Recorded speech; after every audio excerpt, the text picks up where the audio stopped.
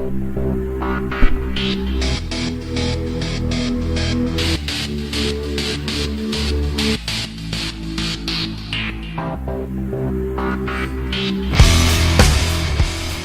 tout le monde, bienvenue à Radio B52, votre podcast du Québec. Vous êtes fidèles, vous nous écoutez, merci. Dites-le à vos amis.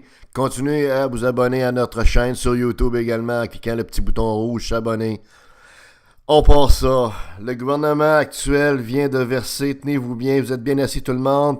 J'espère que vous n'avez pas un café dans vos mains parce que mettez-le sur la table pour pas qu'il se renverse. Le gouvernement du Québec vient d'annoncer qu'il versait des indemnités pour les chauffeurs de taxi du Québec qui vont totaliser 250 millions de beaux dollars.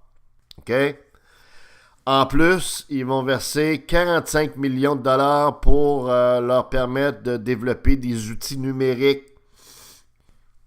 Et tout ça, évidemment, cet argent-là, versé par ce gouvernement qui nous veut toujours du bien, qui veut juste notre bien.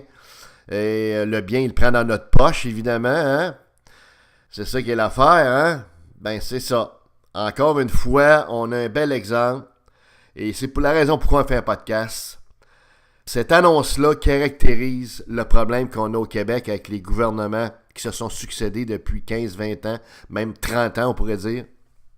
C'est-à-dire que le gouvernement se mêle de ce qu'il ne regarde pas, puis le gouvernement cède toujours au lobby qui gueulent, qui font de la merde, qui s'estiment lésés tout le temps, qui se retournent vers le gouvernement pour être capable de soutirer de l'argent du gouvernement, donc de nous. Et qui, souvent, la plupart du temps, tous ces lobbies-là, qui siphonnent l'argent, qui sont des sangsues autour du gouvernement, ben, ils gagnent leurs points, puis effectivement, ils se font verser des argents, des deniers publics, comme c'est le cas pour les 7500 chauffeurs de taxi du Québec. C'est absolument fou raide, renversant ce qui se passe actuellement. Cette annonce-là aurait dû créer un tollé dans la population, aurait dû créer, des hauts-là, des cris d'indignation dans tous les médias électroniques, les médias de papier, les médias traditionnels. Évidemment que toute cette gang de petits mononcles-là, à part des petits chiolages ici et là, à gauche et à droite, on laisse passer, parce que c'est absolument choquant, complètement fucké ce qui se passe là. On va verser aux 7600 chauffeurs de taxi entre 1000 $, une indemnité qui va être entre 1000 $ et 46 700 $. Sauf que sur les 7600 chauffeurs de taxi, il y en a 4700 qui vont recevoir le maximum, c'est-à-dire le 45 700 plus 1 000 $ pour un total de 46 700 $. Écoutez, cet exemple-là montre bien que le gouvernement actuel est pareil comme tous les autres. OK? Il s'est couché à terre comme un véritable mollusque, comme un invertébré, comme une limace, devant le chiolage des représentants des compagnies de taxi. Dans la région de Montréal, dans la région de Québec, on a une gang de bizarres également qui sont mis à chialer puis à traiter le gouvernement, bon, etc. Donc ça, c'est incroyable, là, parce que pourquoi le gouvernement verse de l'argent? Parce que la valeur des permis des chauffeurs de taxi a diminué suite à l'arrivée de Uber. Et, imaginez-vous, là, les chauffeurs de taxi, encrassés dans leur inefficacité, leur inefficience, puis leur improductivité, hein, vous le savez, tout le monde prend des taxis. Là, ils se sont fait brasser le cul avec un nouveau compétiteur qui arrive dans le privé, qui les force à exceller, à surpasser, donc à être meilleurs, à donner une offre de service, une prestation de service aux clients supérieure.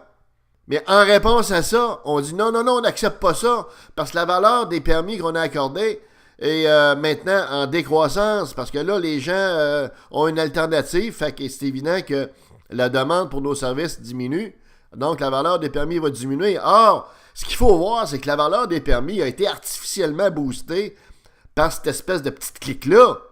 OK? Pour avoir un permis, à la fin, il fallait débourser, je pense, 200 ou 210 000 $. La folie furieuse pour conduire un Christ de char avec une petite pancarte marquée dessus, le numéro de téléphone. Écoutez, là, ils ont créé artificiellement un marché privé de permis de taxi, boosté artificiellement, parce que dans le fond, tout le monde veut faire du cash avec ça en disant, regarde, si je revends mon permis à un autre, il va me déplier 200 000, bingo, correct, fine. Sauf que le risque là-dedans, c'était ce qui est arrivé, c'est-à-dire que t'es pas tout seul dans la boule, t'es pas tout seul sur la boule, t'es pas tout seul dans le monde entier. Il y a des compétiteurs. Uber, c'en est un. Puis Uber, il leur est rentré dans le jambon, comprends-tu, il leur est rentré dans le cul, tu.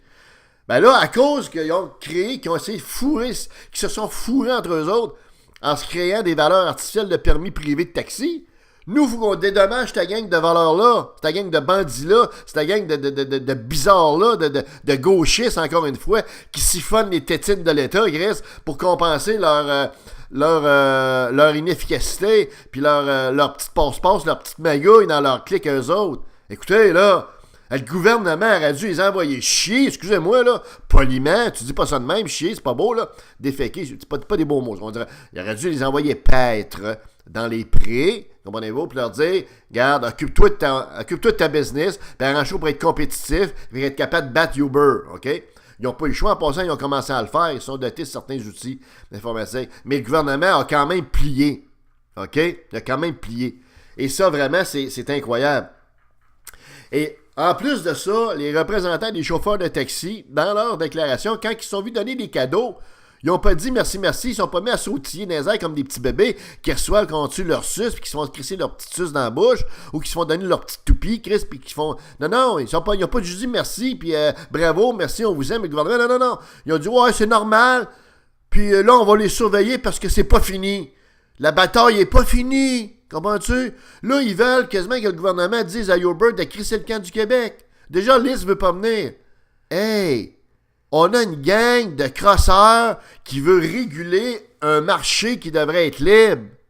Puis le gouvernement se fait menacer. Puis non seulement le gouvernement dit pas un mot, mais il déplie de l'argent à cette gang de patenteux-là. Comprenez-vous? Ça n'a pas de bon sens, là. Il aurait dû se faire ramener à l'ordre tout de suite si on avait eu un PM. Si on avait un premier ministre, il aurait dû dire, écoute, là, vous allez vous adresser directement, différemment au gouvernement du Québec par des menaces, ça, parce que nous, on va fermer les portes, on va fermer les fenêtres, on va fermer le téléphone, puis on coupe les ponts avec vous autres, là. Écoutez, hein, c'est évident. Et, écoutez, en bout de ligne, là-dedans, là, il y a deux problèmes. Il y a deux problèmes qui sont les problèmes qu'on pourrait regarder dans toutes sortes de choses qui impliquent le gouvernement. Le gouvernement verse de l'argent, gaspille de l'argent, en fait. Injustement par rapport aux citoyens qui sont égorgés au niveau fiscal. C'est parce que les citoyens égorgés au niveau fiscal qui versent ces gens-là, c'est la gang de bizarres-là, c'est la gang de patenteux, de maniganceux-là. Le premier problème, c'est que le gouvernement ne devrait même pas se mêler d'un business de taxi. C'est un marché privé. Le gouvernement, qu'est-ce qu'il fait là-dedans? Bien évidemment, ça vient probablement d'un héritage ça, de ce qu'ils ont appelé la révolution libre, qu'on va appeler ça la révolution de gauchistes libres. OK? Le gouvernement émet les permis de taxi, puis s'implique dans le taxi, puis tout ça. Écoutez, le gouvernement devrait peut-être avoir un rôle très minimal, très, très minimal, puis ça, après, c'est tout. Émettre des permis, peut-être, mais peut-être même pas non plus, puis laisser le libre marché décider de l'organisation du secteur du taxi. Comprenez-vous? Plus il va y avoir d'offres dans le domaine du taxi, que ce soit des chauffeurs de taxi traditionnels, toute la gang de crosseurs actuels, ou encore Théo Taxi, là, de monsieur qui a des lunettes fumées, là, monsieur Taillefer, ou encore Uber, ou encore Lyft qui pourra venir ici. Plus on va avoir d'offres au niveau des... plus les tarifs vont baisser pour les consommateurs, puis les clients du domaine du taxi. Donc, c'est un majeur. Mais on pense jamais aux consommateurs, jamais aux clients. OK? Non, on n'en veut pas de concurrence. On veut laisser le monopole entre les mains d'une gang de patenteux puis de magouilleurs. OK? Donc, la première chose, c'est qu'on devrait complètement déréglementer ça, puis le gouvernement devrait sortir de ce milieu-là. Ça, c'est évident. Parce que c'est la raison pour laquelle le gouvernement...